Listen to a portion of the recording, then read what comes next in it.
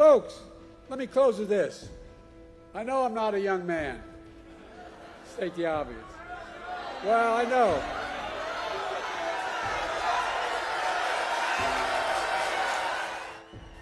দর্শক, আপনারা জানেন যুক্তরাষ্ট্রের প্রেসিডেন্ট নির্বাচনের বাকি আর মাত্র ৩ মাস। এমন সময় কি প্রতিযোগিতার দৌড় থেকে ছিটকে পড়বেন বর্তমান প্রেসিডেন্ট জো বাইডেন? তিনি বাদ পড়লে কে হবেন ডেমোক্রেট প্রার্থী? গত বৃহস্পতিবার ২৭ জুন প্রথম প্রেসিডেন্সিয়াল বিতর্কে বাইডেনের বাজে পারফরমেন্সের পর এসব প্রশ্নই ঘুরে বেড়াচ্ছে দেশটির রাজনৈতিক মহলে। দেশটির রাজনৈতিক বিশ্লেষক এবং আন্তর্জাতিক গণমাধ্যমগুলোর মতে প্রথম বিতর্কে রিপাবলিকান প্রার্থী ডোনাল্ড ট্রাম্পের কাছে কার্যত হেরে গেছেন জো বাইডেন। দ্য পলিটিকোর খবর অনুসারে বাইডেনকে বাদ দিয়ে অন্য কাউকে প্রার্থী করা যায় কিনা তা নিয়ে একসময় ডেমোক্রেট শিবিরের কেউ টু শব্দ করতেন না, কিন্তু প্রথম বিতর্কের পর এই বিষয়টি নিয়ে তাদের মধ্যে জোরে সোরে আলোচনা শুরু হয়েছে। বলা হচ্ছে বাইডেনের আটকে যাওয়া কণ্ঠস্বর, অস্পষ্ট উত্তর এবং পুরো কথা শেষ করতে সংগ্রাম করার কারণে আতঙ্কিত হয়ে পড়েছেন ডেমোক্রেটরা। এই অবস্থায় তার পরিবর্তে অন্য কাউকে প্রার্থী করার বিষয়ে সক্রিয়ভাবে আলোচনা করছেন তারা। এমনকি কেউ কেউ বাইডেনকে প্রতিদ্বন্দ্বিতা থেকে সরে দাঁড়ানোর জন্য চাপ দিচ্ছেন বলেও খবরে দাবি করা হয়েছে। তবে বাইডেন নিজ থেকে সরে না দাঁড়ালে বেশি কিছু করা সম্ভব নয়। এ বিষয়ে শুধু ডেমোক্রেট না, সরব হয়েছেন রিপাবলিকান নেতারাও।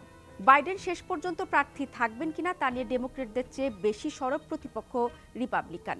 প্রার্থিতার দৌড়ে ট্রাম্পের কাছে হেরে যাওয়ার Nikki Haley social media platform এক্সে লিখেছেন, আমার কথা লিখে রাখো, বাইডেন ডেমোক্রেটদের মনোনীত প্রার্থী থাকবেন না, রিপাবলিকানরা সতর্ক থাকুন। এই যে এত কথা, তাহলে বাইডেন যদি না থাকেন তাহলে বাইডেনের পরিবর্তে কে? একটু জানিয়ে রাখি, ৮১ বছর বয়সী এই নেতা শেষ মুহূর্তে যদি সত্যি বাদ পড়েন তাহলে তার জায়গায় কে লড়বেন, কাকে দেখা যেতে পারে ডেমোক্রেট প্রার্থী হিসেবে? এই জল্পনায় সবচেয়ে বেশি আলোচিত হচ্ছে সাবেক প্রেসিডেন্ট বারাক ওবামার স্ত্রী মিশেল ওবামার নাম। সাবেক এই ফার্স্ট লেডিকে বাইডেনের চেয়ে যোগ্য প্রার্থী বলে মনে করছেন কেউ কেউ।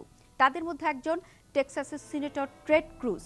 রিপাবলিকান এই নেতা রীতিমতো ভবিষ্যৎবাণী করেছেন আগামী আগস্টে ডেমোক্রেট পার্টির কনভেনশনে বাইডেনকে প্রতিস্থাপন করা হবে। ক্রুজ তার পডকাস্টে বলেছেন ৮০% সম্ভাবনা রয়েছে ডেমোক্রেট পার্টি জো বাইডেনকে সরিয়ে মিশেল ওবামাকে প্রার্থী করবে, কারণ বিতর্কে বাইডেন এতটাই খারাপ করেছেন যে সারা দেশের ডেমোক্রেটরা নাকি আতঙ্কে রয়েছেন। আলোচনায় আছেন ভাইস প্রেসিডেন্ট কমলা হ্যারিসও। তবে মার্কিন রাজনীতিতে নারীরা অনেক এগিয়ে থাকলেও এখন পর্যন্ত প্রেসিডেন্ট হতে পারেনি কেউ। হিলারির মতো শক্ত প্রতিদ্বন্দ্বীকে এর আগে হারিয়েছেন এই ডোনাল্ড ট্রাম্পই। সেখানে মিশেল আর কমলাকে নিয়ে শঙ্কা তো থাকছে। এদিকে ডোনার বা অর্থদাতাদের রীতিমতো বিপদে ফেলে দিয়েছেন জো বাইডেন। কিভাবে? এই যে বিতর্ক করলেন সেখানে কিন্তু তিনি কার্যত হেরে গেছেন বলে সবে মত দিচ্ছে। এবং মার্কিন প্রেসিডেন্ট প্রথম বিতর্কে তার প্রতিদ্বন্দ্বী ডোনাল্ড ট্রাম্পের বিপক্ষে যে পারফরমেন্স করেছেন সেটি কেবল তার প্রচারণাকেই ঝুঁকিতে ফেলেনি, তার রাজনীতি যেমন এখন হুমকির মুখে, তেমনি বিতর্ক জো বাইডেনের জন্য একটি আর্থিক হুমকি হিসেবেও আবির্ভূত হতে পারে। কিভাবে সে ব্যাখ্যাটা একটু করছি। রিপাবলিকান ডোনাল্ড ট্রাম্পের হাতে এখন জো বাইডেনের তুলনায় বেশি নগদ অর্থ আছে। প্রতি মাসে ২ প্রেসিডেন্ট প্রার্থী যে পরিমাণ তহবিল সংগ্রহ করছেন তাতে অনেকটা এগিয়ে রয়েছেন ট্রাম্প। বর্তমান প্রেসিডেন্টের পরিস্থিতি আরও খারাপ হবে যদি তার ধনী অর্থদাতারা মনে করেন যে তারা দৌড়ে হাঁটতে থাকা ঘোড়ার উপর বাজি ধরছেন। পরিস্থিতি কিন্তু চলতি বছরের শুরুতে এমনটা ছিল না। চাঁদা তোলার ক্ষেত্রে জো বাইডেন কিন্তু অনেকটাই এগিয়েছিলেন। একের পর এক আইনি ঝামেলা হাত পা বেঁধে ফেলেছিল ট্রাম্পের। অন্যদিকে বাইডেনের ঝানু প্রচারণা বাহিনী তখন ঠিক সেই কাজ করে চলেছিলেন। এ ধরনের প্রচারণার ক্ষেত্রে যা করা দরকার সেটি তহবিল সংগ্রহ। কিন্তু স্রোত হঠাৎ করে ঘুরে যায় গত বসন্তে। এপ্রিল মাসে সাবেক প্রেসিডেন্ট বর্তমান প্রেসিডেন্টের চেয়ে $2,50,00,000 বেশি তহবিল সংগ্রহ করে ফেলেন। এরপর মে মাসে পরিস্থিতি আরও প্রতিকূল হয় বাইডেনের জন্য। গত ৩০ মে ট্রাম্প নিউ ইয়র্কের একটি আদালতে ব্যবসার নথিপত্রে মিথ্যা তথ্য দেওয়ার ৩৪টি অভিযোগে দোষী সাব্যস্ত হন। ওই ঘটনা তার জন্য শাপে বর হয়ে দেখা দেয়। ডোনাল্ড ট্রাম্পের নির্বাচনী অর্থভাণ্ডার রীতিমতো উপচে পড়তে শুরু করে। তখনই কিন্তু অনেকটা পিছিয়ে পড়েন জো বাইডেন।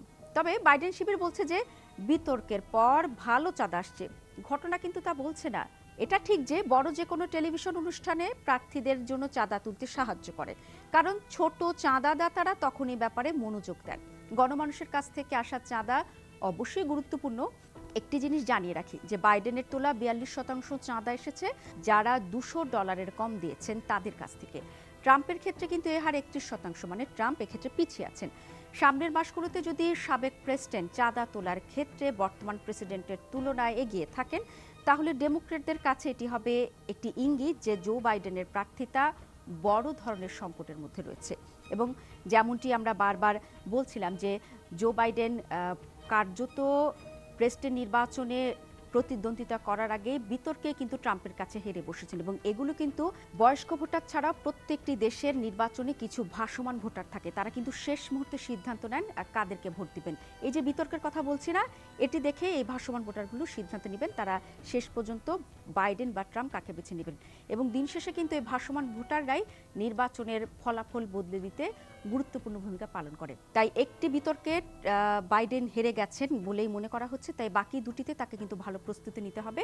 তা না হলে কিন্তু তিনি নির্বাচনের আগেই কিন্তু একরকম হেরে যাবেন এবং তার প্রার্থিতাও বাতিল হতে পারে এমনটা আশঙ্কা করা হচ্ছে। এবং একই সাথে সাথে তার যে চাঁদার যে তহবিল করতে হয় সেটিতেও কিন্তু তিনি পিছিয়ে যাবেন।